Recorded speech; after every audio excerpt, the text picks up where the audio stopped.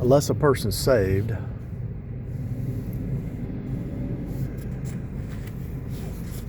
every interaction is like game warfare. It's like military warfare.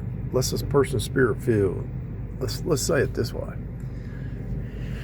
Unless two people are walking in the spirit, every conversation is like game theory, warfare.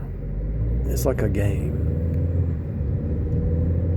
You're trying to decipher what their motive is.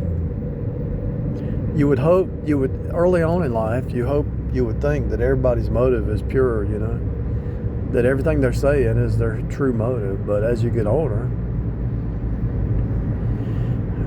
you start to realize that everybody's not like that. Their motive is deeper. Gaslighting, future faking, hiding, deceit. It's like, come on. You have to,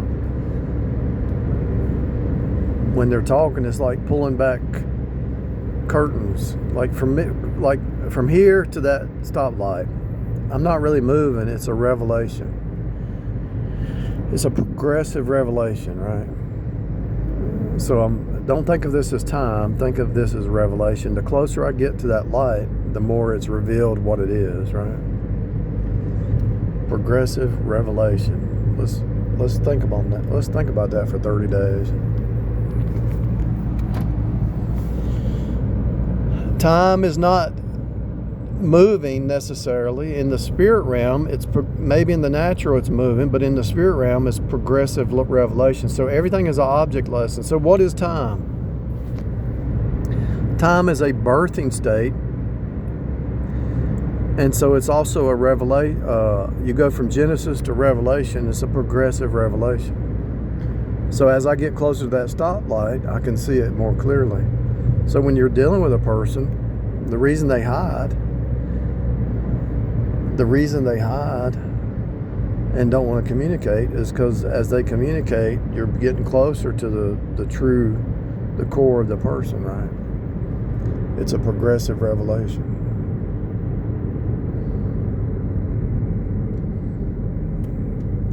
Now there's some out there that don't care. They're not trying to hide. They're evil, but they don't want to hide. Like the psychopath. As you approach the psychopath, the more revelation you get about how psychopaths act and work and think and operate.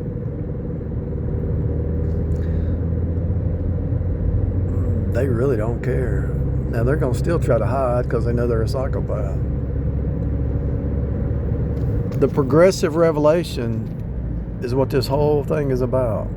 And you know it's true because the overarching pattern is what?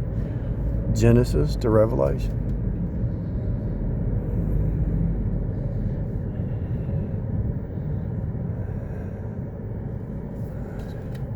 G-E-N, gene, system, sys.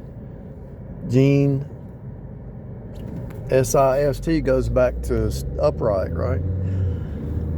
So, in Song of Solomon, my sister, my spouse, my beloved, right? And so the woman's supposed to help the man stand, his sister. So when you work on some floor joists, you put let's say the floor joist is starting to crack in one area, you put a jack under there and jack it up and put a sister beside it to hold it, to make sure it's firm, right? So here's a floor joist and it's cracking. You put one beside it, sister it right beside it. You sister it and it helps it stay strong. So my sister, my spouse, my beloved. So you can only marry a saved person if you really want help. If you really want to help her, a help me suitable. And she's got to be able to communicate. She can't be hiding nothing. If she's hiding stuff, she's not really somebody to pursue. You don't pursue somebody who's hiding. Why, if you're pursuing somebody, why are they hiding? If they say, okay, yeah, you can pursue me, but then they hide, you know, what's that about?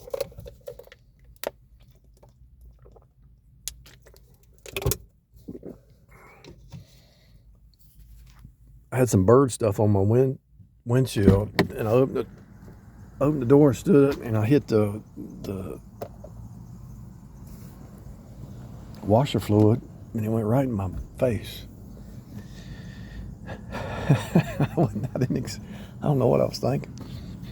I had to wash my face, take a swig, and spit it out.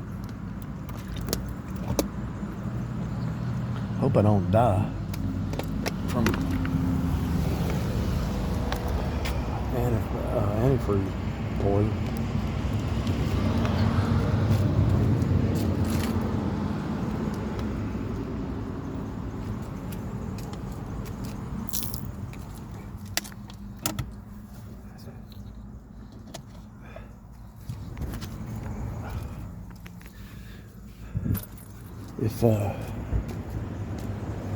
If I die of antifreeze poison, you know, let nobody poison me. I poison myself. Washer fluid.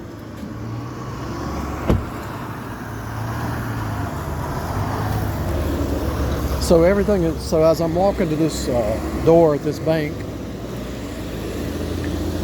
and I'm gonna hand her this money, and she's gonna open it up. It's a progressive revelation to this door, and it's a progressive revelation for this money to be deposited. Instead of thinking of it as time, think of it as a progressive revelation. It'll change your whole world view.